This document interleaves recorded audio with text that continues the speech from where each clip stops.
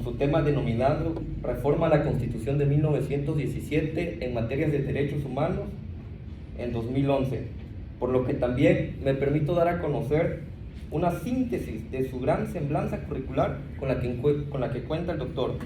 En relación a su formación académica, el doctor Alfredo Islas obtuvo el doctorado en Derecho Constitucional por la Universidad de la Sorbona, París, la maestría de Derecho Constitucional por la misma Universidad de París. Obtuvo también la maestría en Derecho Constitucional por la Universidad de Castilla de la Mancha y la licenciatura en Derecho por la Facultad de Derecho de la Universidad Nacional Autónoma de México.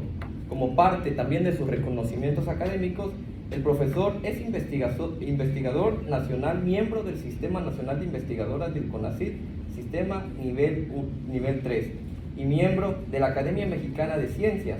Las líneas de investigación que realiza son las relativas a los derechos humanos, como son derechos políticos electorales, derechos humanos en la administración de justicia y juicios orales, y también maneja la línea de investigación de argumentación jurídica. Obtuvo el doctorado honoris causa por el Colegio de Abogados Latinoamericanos en 2018. Como parte de sus actividades académicas que desempeña son las de profesor investigador de la Universidad Juárez Autónoma de Tabasco en las asignaturas de Derechos Humanos y Argumentación Jurídica. Como parte de sus obras públicas, ha sido autor, coautor y coordinador de más de 40 libros y más de 50 artículos y capítulos de libros especializados en materias de derechos humanos y administración de justicia. Puede hacer el uso de la voz, ponente. Muchas gracias, agradezco mucho. Gracias. Agradezco mucho pues la presencia del doctor, quien nos convoca, el doctor Eduardo Estañol Vidal, que nos convoca a tan importante evento como es la conmemoración de nuestra Constitución, la primera Constitución social del mundo. Al doctor Nicolás Haddad, también profesor con amplia experiencia en esta universidad, y al compañero que nos presenta, Humberto Bermúdez. También agradezco la presencia de los profesores César Vidal, Maday, compañero profesor también,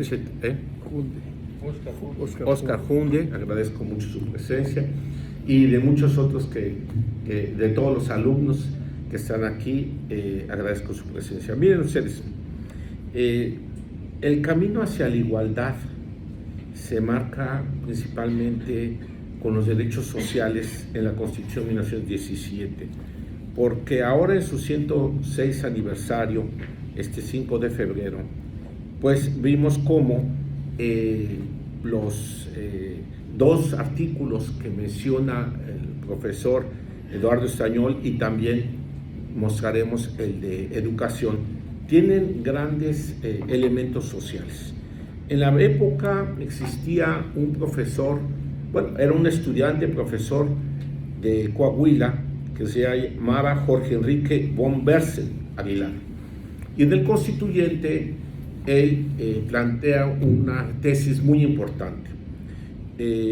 Sucede que este diputado había estudiado en la Escuela Normal de Coahuila y no pudo terminar sus estudios porque muere su padre y se ocupa él de las labores de su casa y a sostener a su familia. Y trabaja en una mina, ¿sí?, en Coahuila. Él plantea que ante la crítica que hacía el equipo carrancista, que era Fernández de Lizardi, que Fernández de Lizardi le decía que el artículo 5º constitucional, que le habían puesto aspectos sociales como el salario mínimo, la jornada de 8 horas, etcétera, pues que lo había vivido, sufrido en esa época, recuerden, desde la Revolución Industrial, pero ya las minas, ya se empezaba a ver el desgaste y explotación grande de los trabajadores. Y entonces Fernández de Lizardi le dice que ninguna constitución del mundo tenía estos aspectos que él estaba poniendo, como era que eso era reglamentado de la ley. el salario mínimo, las 8 horas, el descanso, etcétera, ¿no? Derechos sociales por primera vez. Y él le dice que tan ridículo era que era como ponerle a un santo Cristo un par de pistolas. Y le contesta Enrique von Versen Aguilar, le dice que si es necesario que para que se salven las libertades del pueblo ponerle pistolas al Santo Cristo, no solamente estoy de acuerdo en que se le pongan al Santo Cristo pistolas, sino también que se le pongan polainas y una 30-30. Esto es, estaba rompiendo con la tradición mundial de los derechos sociales tienen que estar garantizados en las constituciones. Y este es un gran paso porque se plasman en la Constitución de 1917 vigente a la época, pero como decimos es un camino hacia ella, porque como ya lo comentó el doctor Eduardo Estañol, no siempre ha sido así. Tuvimos 36 años en donde había pues con un corte ultraliberal en perjuicio de las grandes mayorías, grandes reformas en contra de la mayoría de la población. El otro aspecto que trata sobre las garantías sociales es la educación gratuita, que ya en el proyecto, después de grandes debates, en el diario de debates, llegan a plantear que en los establecimientos oficiales se impartirá gratuitamente la enseñanza primaria, ¿sí? Después se interpretó, vamos a ver, en el transcurso de los años, la Suprema Corte de Justicia había planteado que si bien es cierto estaba en el artículo 3, solamente era para la educación primaria, y después los demás decían no, es para toda la educación, sobre todo el movimiento estudiantil de 1968, modificaron, presionaron y lo abrieron. Ahora ya se puso en la Constitución que es toda la educación que imparte el Estado es gratuita. Bueno, fue todo un proceso. Antes, al principio, fue nada más la primaria, y después se interpretó y se desvirtuó por distintos periodos, y nada más se aplicaba para cierto sector de la educación primaria. Esta parte social tiene grandes antecedentes en la tradición jurídica romanista latinoamericana, porque vemos que el Corpus Juris Civilis, que es la obra de Justiniano, 50 tomos, que es la obra en donde se enseñaba el derecho en Italia, en Bolonia, en la primera universidad del mundo, y ahí se iba al mundo a enseñar el derecho. Y luego en América Latina derivaron varios libros de esta gran obra que es la escuela greco-romana, en donde plantea la igualdad, ¿sí? Y ahí dice en el Corpus Juris Civilis que la justicia es la voluntad constante y firme de dar a cada quien lo que le corresponde. Esto es, justitia es constante, perpetua, voluntas jusum quique tribuendi. Esto es la igualdad, es el pilar de la igualdad. Y también dice que los preceptos del derecho es vivir honestamente. Esto es, que nadie tenga más que lo que suficiente para sobrevivir, que no dañar al otro y dar a cada quien lo suyo. Los 3 preceptos se refieren a la igualdad. Esto es muy importante, pero siguió esto con la tradición de la regla de oro. En el Antiguo Testamento, 1000 años antes de Cristo, Tobías dice: no hagas a nadie lo que no quieras que te hagan. Esto quiere decir, es el otro, es ver siempre al semejante. Luego, en San Mateo dice, en sentido positivo: todo cuanto queréis que os hagan los hombres, haced también vosotros a ellos. Esta es la ley de oro del derecho, que es el libro más leído, independientemente de la parte religiosa, el libro más leído en la historia de la humanidad. Pero luego, en el Sermón del Advenimiento, los carmelitas dijeron ego vox clamanti in deserto, para denunciar el maltrato hacia los indígenas. Y ahí se llevó a cabo el movimiento más grande para reconocer a los iguales indígenas y negros, porque decía Bartolomé de las Casas: si son nuestros hermanos, son nuestros iguales. El principio de igualdad, otra vez. Los negros, con José Yaca y Epifanio Moraes, que también luchaban por eso, que no lo decía la Constitución de los Estados Unidos. La Constitución de los Estados Unidos todavía permitió que hasta 1808 hubiera la importación y hasta 1857 no se les consideraba igual a los negros. Esto hay sentencias todavía. Bueno, luego vemos el contrato social de Rousseau. Ahí lo que plantea es que todos somos iguales y vamos a celebrar un contrato. La obra más leída en el Constituyente de 17 y de 1824 y la más citada en la enciclopedia es el contrato social de Rousseau, el que más influencia ejerce, pero es una visión social, ¿sí? Pero lamentablemente no es así.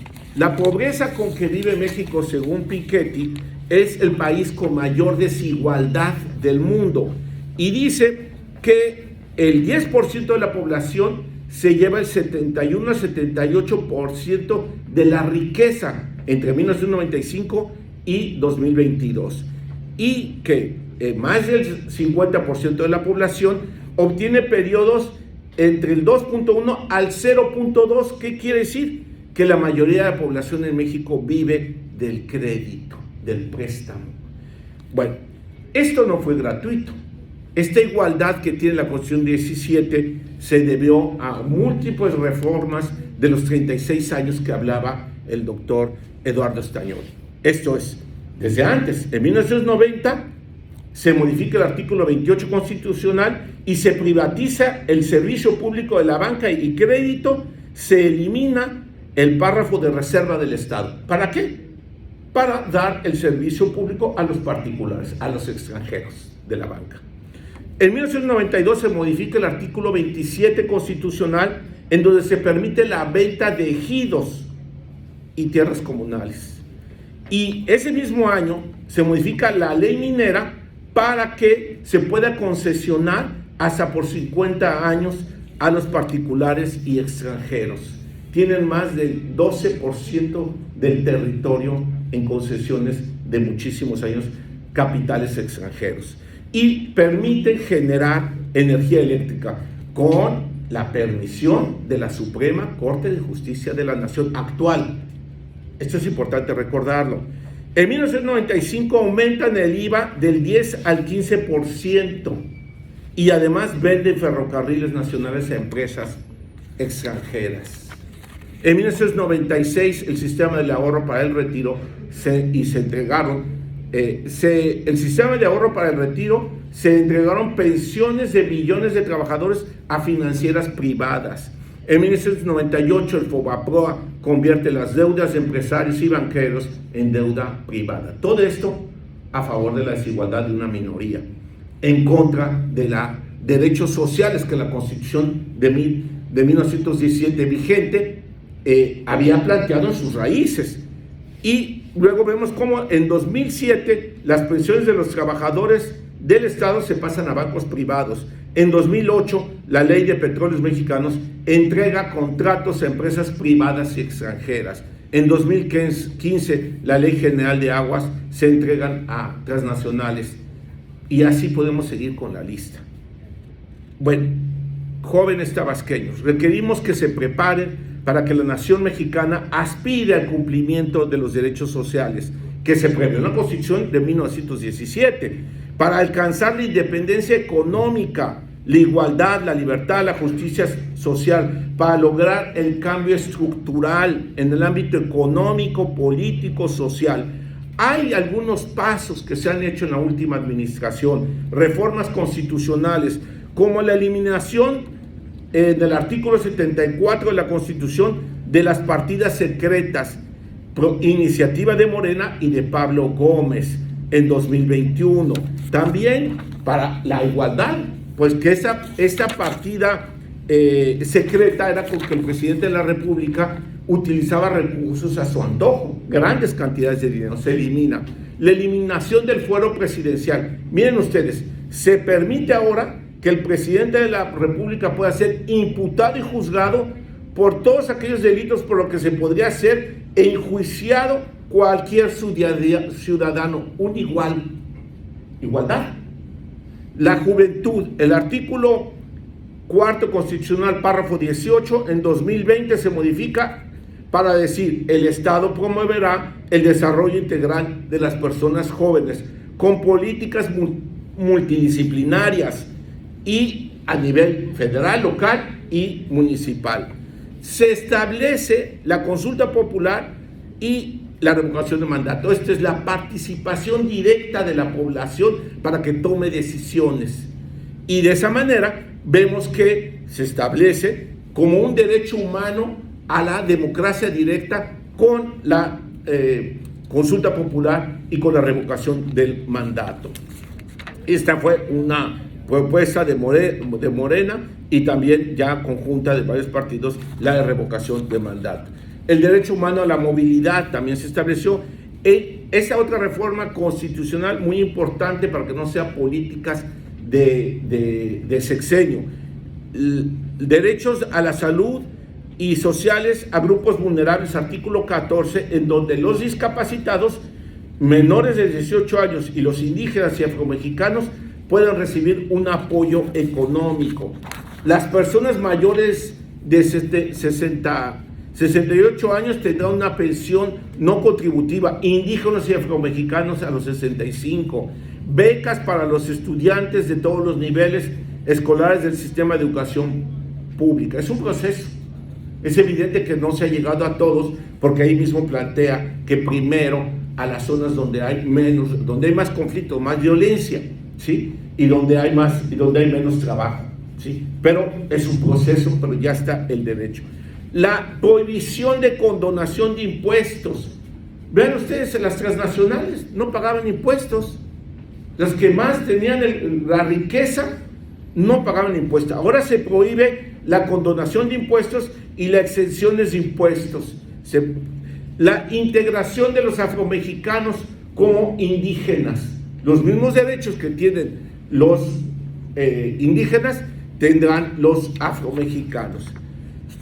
La reforma de género, ¿sí? Se establece la afirmativa ficta, que consiste en que se pone la acción afirmativa, que consiste en que como se encuentra en una situación de desigualdad las mujeres, entonces se requiere compensar y se pone una regla de igualdad, un porcentaje igual para la participación política en todos los poderes federal, local y municipal, y además en los organismos constitucionales autónomos.